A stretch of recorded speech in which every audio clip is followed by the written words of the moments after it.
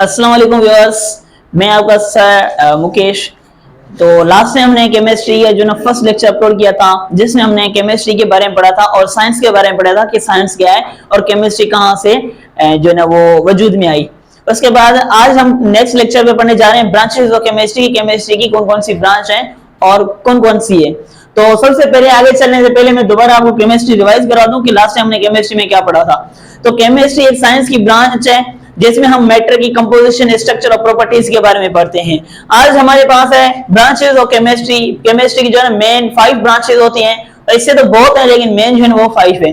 तो सबसे पहली जो मेन ब्रांच है जिसे हम कहते हैं ऑर्गेनिक केमिस्ट्री, ये बहुत बड़ी ब्रांच है। जैसे कि हम ऐसे कह सकते हैं कि केमिस्ट्री जो है ना आधे से ज्यादा जो डिपेंड है वो ऑर्गेनिक केमिस्ट्री पे है। तो अब देखते हैं कि ऑर्गेनिक केमिस्ट्री है क्या। यहाँ पे लिखा हुआ है कि ऑर्गेनिक केमिस्ट्री की ब्रांच है जिसमें हम पढ़ते हैं हाइड्रोजन और कार्बन के बारे में। ऑर्गेनिक केमिस्ट्री की ब्रांच है जिसमें हम हाइड्रोजन और कार्बन के बारे में पढ़ते हैं और उनसे जो कंपाउंड बनते हैं हम कहते हैं डेरिवेटिव्स। डेरिवेटिव्स का मतलब यही है कि हाइड्रोजन और कार्बन से जो न्यू कंपाउंड बनते हैं उनके बारे में पढ़ें। जैसे कि हमारे पास CH4 लिखा हुआ है, ये क्या है? मीथेन है। तो ये इसमें कार्बन और हाइड्रोजन की कंपोजिशन है, तो इसके बारे में जो हम पढ़ेंगे वो ऑर्गेनिक केमिस्ट्री में पढ़ेंगे। ठीक है। अब कुछ ऐसे भी कंपाउंड है जो एक्सेप्शन है जिसमें जो हाइड्रोजन और कार्बन से तो मिलकर बने हुए लेकिन उनके बारे में हम नहीं पढ़ते। जैसे कि कार्बन डाइऑक्साइड हो गई, ये किससे मिलकर बना है? कार्बन से मिलकर बना हुआ है, लेकिन इसे हम ऑर्गेनिक केमिस्ट्री नहीं पढ़ते। हम ना पढ़ने की वजह यही है क्योंकि इसकी जो प्रॉपर्टीज है ना वो इनसे सेम नहीं होती, इन जैसी नहीं है, इसलिए हम इनको निकाल दिया ऑर्गेनिक केमिस्ट्री में, इससे निकाल दिया। ठीक है। अब जो नेक्स्ट हमारी ब्रांच है वो है इनऑर्गेनिक केमिस्ट्री।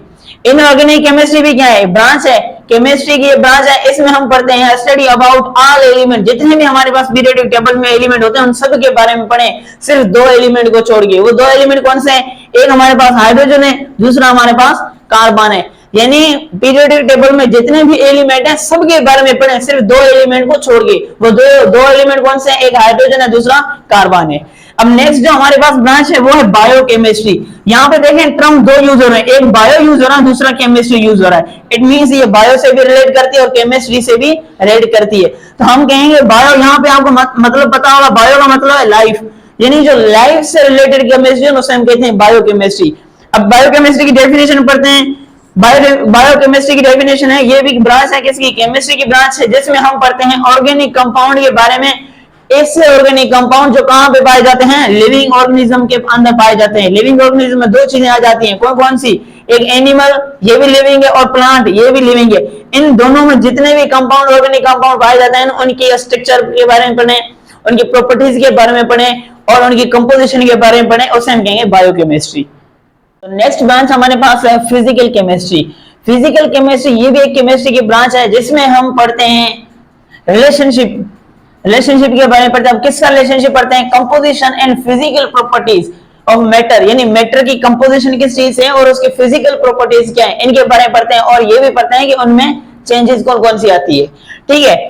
फिजिकल केमिस्ट्री ये भी एक केमिस्ट्री की ब्रांच है जिसमें हम पढ़ते हैं कंपोजिशन के मैटर की क्या है और उसकी फिजिकल प्रॉपर्टीज क्या है, इनका रिलेशन पढ़ते हैं और उनमें कौन कौन सी चेंजेस आती हैं, इनका जो रिलेशन पढ़ते हैं वो हमारे पास है फिजिकल केमिस्ट्री। अब नेक्स्ट ब्रांच जो हमारे पास वो है इंडस्ट्रियल केमिस्ट्री।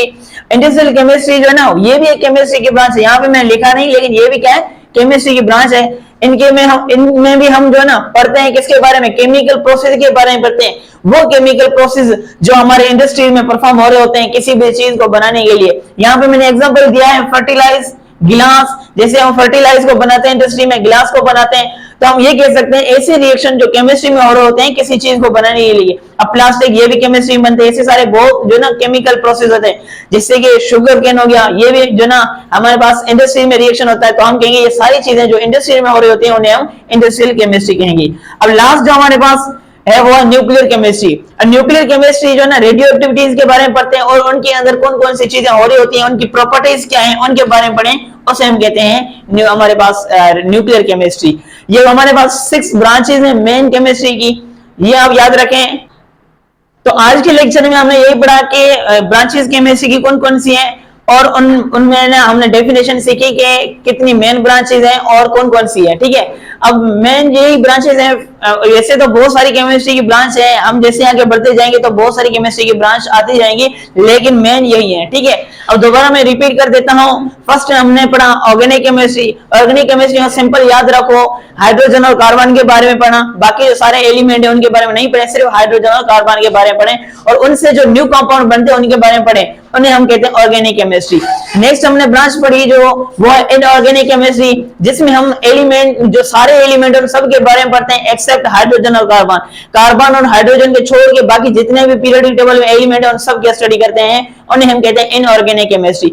जो थर्ड हमने ब्रांच पढ़ी वो है बायोकेमिस्ट्री। बायोकेमिस्ट्री हम कहते हैं लिविंग ऑर्गेनिज्म के अंदर भी ऑर्गेनिक कंपाउंड मौजूद है, उनकी स्ट्रक्चर के बारे में पढ़ा, उनकी प्रॉपर्टीज के बारे में पढ़े, उन्हें हम कहते हैं बायोकेमिस्ट्री।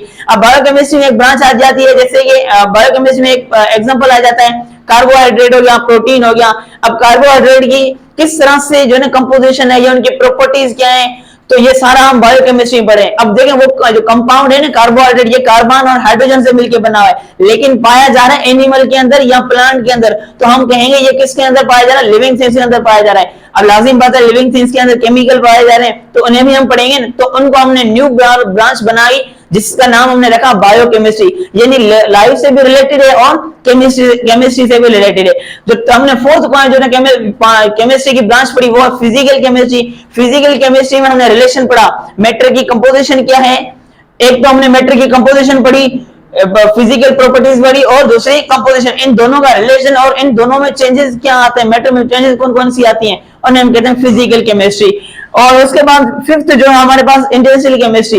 इंडस्ट्रियल केमिस्ट्री सिंपल याद रखें, इंडस्ट्रीज के अंदर जितने भी रिएक्शन हो रहे होते हैं उनके बारे में पढ़ें कि वो रिएक्शन किस तरह से परफॉर्म हो रहे हैं और कैसे हो रहे हैं, इन सब के बारे में पढ़ें, वो है हमारे पास इंडस्ट्रियल केमिस्ट्री। लास्ट जो हमने पढ़ी वो है न्यूक्लियर केमिस्ट्री। न्यूक्लियर केमिस्ट्री हम कहते हैं न्यूक्लियस के अंदर जितने भी मैकेनिज्म हो रहे होते हैं या रिएक्शन हो रहे होते हैं उनके बारे में पढ़ें। यहाँ पे एक एग्जांपल देखा हुआ रेडियो एक्टिविटी, तो रेडियो एक्टिविटी न्यूक्लियर के अंदर रिएक्शन होता है, वो खुद ब खुद हाइड्रोजन की रिएक्शन की वजह से होते हैं, तो वो रिएक्शन किस तरह से परफॉर्म होते हैं, उस रिएक्शन में क्या क्या होता है, प्रॉपर्टीज क्या है, उनके मैकेनिज्म क्या है, तो इन सब के बारे में जो हम पढ़ेंगे वो है हमारे पास न्यूक्लियर केमिस्ट्री। आई होप यहां तक आपको अच्छे से कॉन्सेप्ट क्लियर हुआ होगा। अब नेक्स्ट लेक्चर जो है वो हम पढ़ेंगे केमिस्ट्री की बेसिक टर्म्स जो सब जो चैप्टर में रिवाइज होते हैं। बस आज के लिए यहीं तक लेक्चर है। अब नेक्स्ट जो लेक्चर है वो हम पढ़ेंगे बहुत जल्द ही अपलोड करेंगे, और उनमें जो मैंने बता दिया कि हम पढ़ेंगे बेसिक केमिस्ट्री के टर्म्स पढ़ेंगे। ठीक है, तब तक अल्लाह हाफिज।